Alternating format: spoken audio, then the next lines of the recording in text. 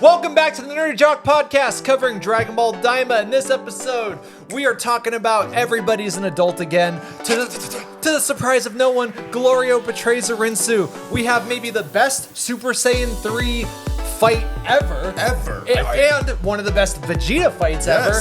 And the reveal of adult Super Saiyan 4 Goku. This is episode 19, Betrayal. Man, you just keep leading us off here because what another great episode. I said last episode that might be my favorite, but this one might also be my favorite. No, I mean for what Daima is. Okay, like Daima's almost over. This is what it is. It's not a good story. We know that. It's not a good story. Wash that down. But it is pro wrestling, and for what it is, this is the best episode. This is the best by episode. far. And let's just dig into it. We got the betrayal of Glorio right off the bat to the surprise of no one. Yep. And no one has a real emotional reaction either way. Rinsu's not too upset. Right. Glorio's not too upset. Pansy and the rest are not too upset. No. So of course another we're just kind of rafting. We're just kind of whitewater rafting down grade 1 rapids. I don't know where that came from. Right. But it's just smooth sailing on the river. You know, there is no narrative drama at all. But that's not what we're here for. That's not what we're here for. Yeah. We're here to talk about the fact that even this is what's weird about this show is that yes, the writing is not good. It's not good. But this is unquestionably for me, like aside from Goku versus Vegeta, the greatest Vegeta fight we have ever seen. This is definitely, this is up there with Majin Vegeta versus Goku in the Buu saga. I mean, this is up there with the Dragon Ball Goku versus Vegeta fight in the Saiyan saga. I mean, this is top tier Vegeta fighting at his best. Yeah, this is great. We talked about when he was Super Saiyan 3, or even before that, when he was fighting Tamagami 2, the animators really did some cool stuff to give him personality. Right. He fights different than Goku. He never learned martial arts. He learned how to fight just by committing genocide over and over again on different planets, I guess. So he has this very different way of fighting, and it really comes through here. It does. It sticks out. That's what I was going to add that on to your tag there too, is that I noticed his style, his arms crossed, his complete pride, his Saiyan pride, his confidence in his ability to defeat his enemy. Like, even his attacks, they're very pointed. Goku does a lot of quick hits back and forth. Vegeta does a lot more methodical, power up, move, boom, one blast, see how he's doing. Like that style is different. Right. And then sometimes he kind of does just like the fire bombing method where he's like, how much can I throw at this guy at a time? Just like in Z, he did like the like that sort of thing against I forget, I think it was against Kiwi or someone. I forget. But here he's doing this to Goma, and he's just kind of warming up. He's like, okay, I'm finally used to my body. We get the reveal of adult Super Saiyan 3 Vegeta, and awesome. Amazing final flash. Let's talk about that. Yeah. I mean, he final flashes right through the arena. I mean, it was gorgeous. The build up, the getting ready, the animation, the black background, the white, it just how the color changes in the whole.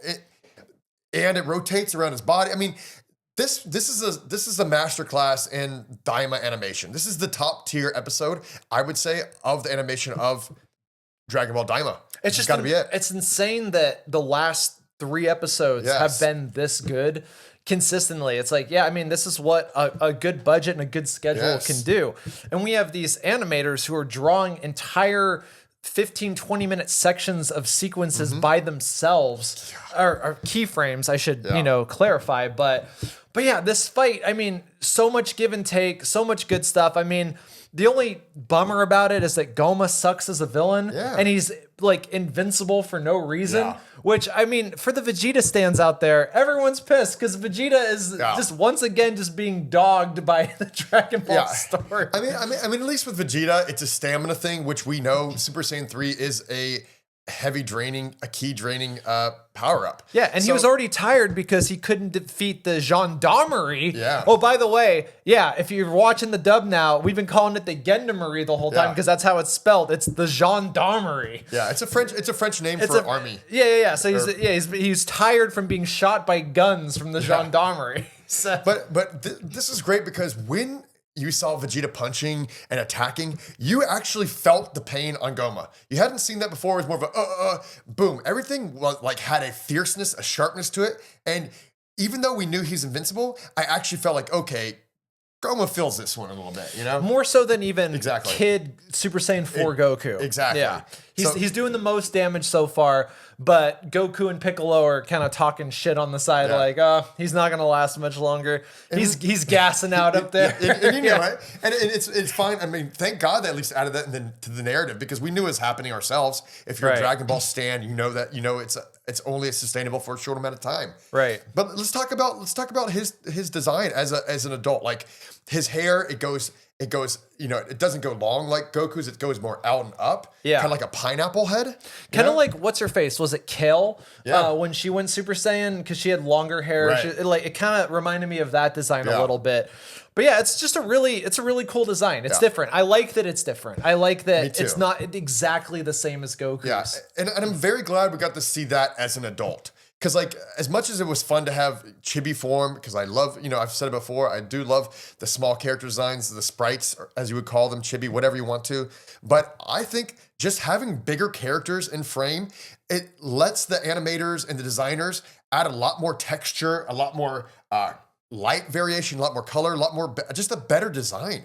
Yeah. I mean, and these designs are just like top notch. The sheets are very reminiscent of Z now. Yeah. Like their eyes, their face shapes, this whole episode, as adults, they look like it looks like Dragon Ball Z, but with better compositing, which is insane. I feel like it does help form a better, stronger connection, because it reminds you of Z. So you're like, okay, this is what I want to see. This is what I'm familiar with. We don't have the curvy face. You get the sharp lines, the great edges. We don't have Yamamuro's like chubby face with like the big nose and like the weird, like, sort of plastic look that Super had and stuff like that. This is just design wise, animation wise.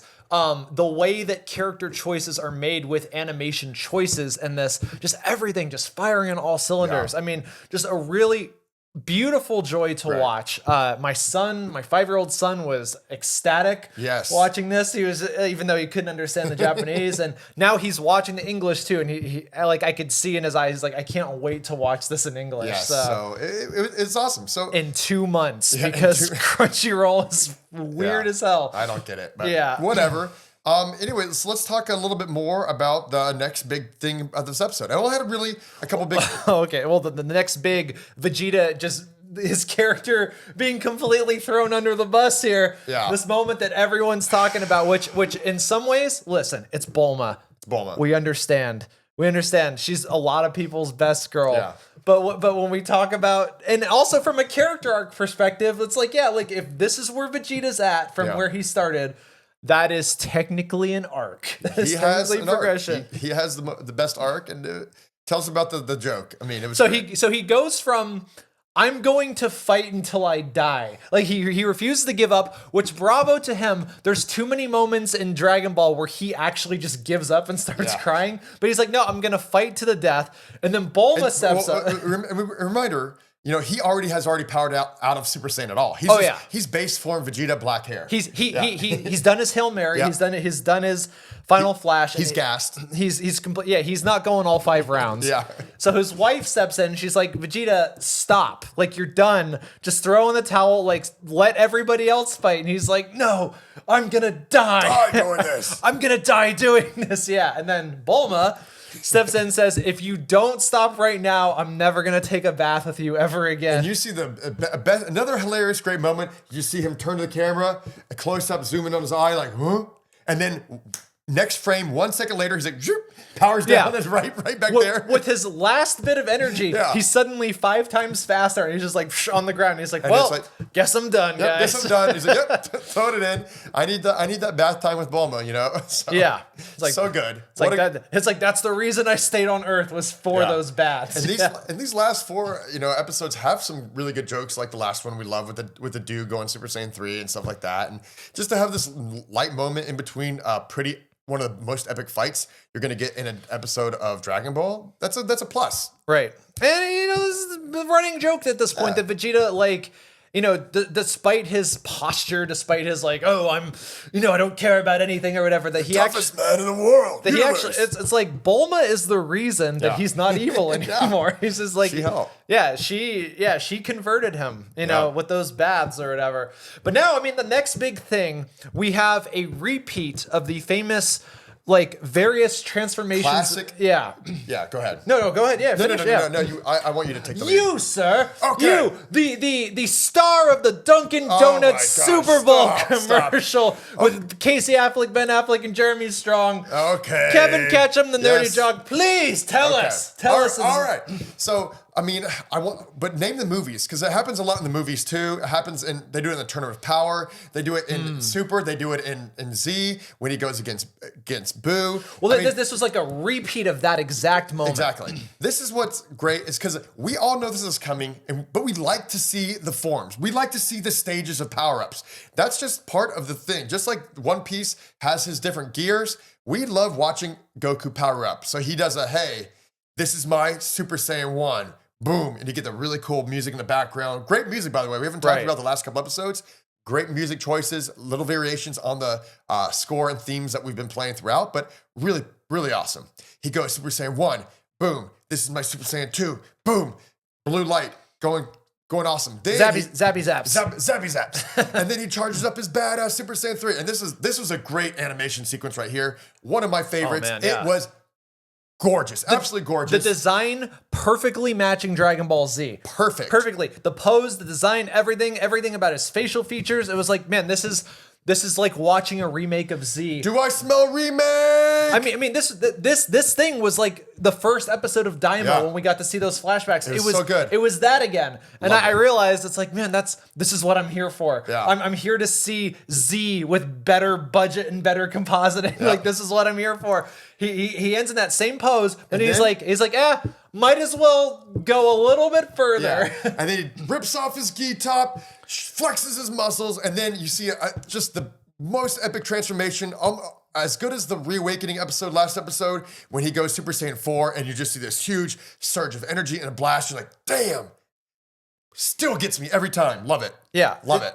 This I will say, because we talked about in the last episode, which is better, GT Goku, Super Saiyan 4 Goku, or Kid Super Saiyan 4 Goku in terms of design. Right. Adult Super Saiyan 4 Goku in Daima is the best. Yeah, 100%. And, so good. And you were talking about the music. Yeah. This actually got me a little bit. It got me a little emotional because it was a nod to that GT team who've probably eaten nothing but crap for 30 years because the show sucked. But when he goes Super Saiyan 4 as an adult, it plays the SSJ4 theme from GT. Right. And I was like, oh, yes, like we got it. So, yeah, I mean, just beautiful. And that's where we end the episode. Yeah, and he just looks so cool. I mean, the line work, it looks a lot like Z plus GT. It looks so much like Z. The way the face shape, the eye shape, everything. I mean, it's such a great design. He's still got the giant forearms. I could tell that watching this come to life probably made Katsuyoshi Nakatsuru cry. Yeah. He's like, finally my design gets the real hero's welcome that it deserves. It gets some love that it deserves. And that's kind of how we're ending and going to the next episode. But I mean, we got a fusion coming. We got a fusion. If we don't have a fusion, this is gonna be, this is gonna be crazy that they set that up if we don't get it. Dan, have they ever not just given us what we thought was going to happen? I mean, except for when he went Super Saiyan 4. Actually, that was a surprise. All of our predictions were way overcomplicated. The fusion has to occur. It's going to have to occur. It has to occur, yeah. But we have one last bet. And I really want the triple fusion to happen, and I don't think it's going to happen. But I want the Goku, Vegeta, Piccolo fusion to happen. But obviously, in this episode, narrative plot, just so you know, Arinsu uses her magic book and realizes to get the tertiary oculus out of Goma, they have to hit him on the head 3 times.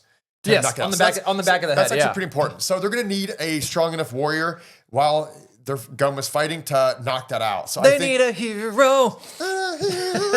But so I think that's what he's going to do. I've been hoping the whole damn series that Piccolo, Goku, and Vegeta could do a triple fusion because the bug did show 3 people fusing into like a one giant one. Right. You know, Goma Piccolo size. needs a moment, man. Yeah, man. Why is he here? Yeah. He hasn't done anything in all of Daima. I mean, people complaining about Vegeta not getting his flowers, Dude. or people complaining that Vegeta wants to take a bath with Bulma. You would make that choice too, Right. dude. Exactly. If you knew that Kakarot was in the wings and you had taking a bath with Bulma was on the line, you would make the same choice. But Piccolo, he's there and he hasn't done anything the whole time. Give us our Piccolo moment, guys, this Friday. We want to see it because the next episode is called Maximum. So any other last predictions before we wrap up this episode or anything? Or? No more predictions. No, we're done. Except for if the next episode isn't the most beautifully animated of the whole show, I guess, you know, it won't matter. We've had a lot of beautiful episodes, but we're gonna see something crazy, and years later, Daima will be remembered as a beautiful show that everyone considers is not canon. For one season. Oh, I do have a prediction. Yeah. They're gonna find an excuse for why they can never go Super Saiyan 4 again, because of Super, it doesn't happen. So and I do think, you know, one prediction, I do think Daima is a one and done shoot off. It's a one season kind of show. Yeah. I don't think they're gonna make any more, but I do hope they do bring some of these characters from the Demon World into Super as it goes into the future. Right. I love Do. I really enjoy Ku. You know, just having some of these characters. Gloria, you could leave Gloria. I don't really care. Toyotaro, I hope you're taking notes. Yeah. But add some of these the better characters from the Demon World into Super. We'd like to see them again. Yeah. So that's it. That was episode 19, Betrayal. Thank you so much. Hit that subscribe button. Hit that like button. Medias. Watch the NerdyJock's Dunkin' Donuts commercial. Roasted. Yeah. Oh, he said the line.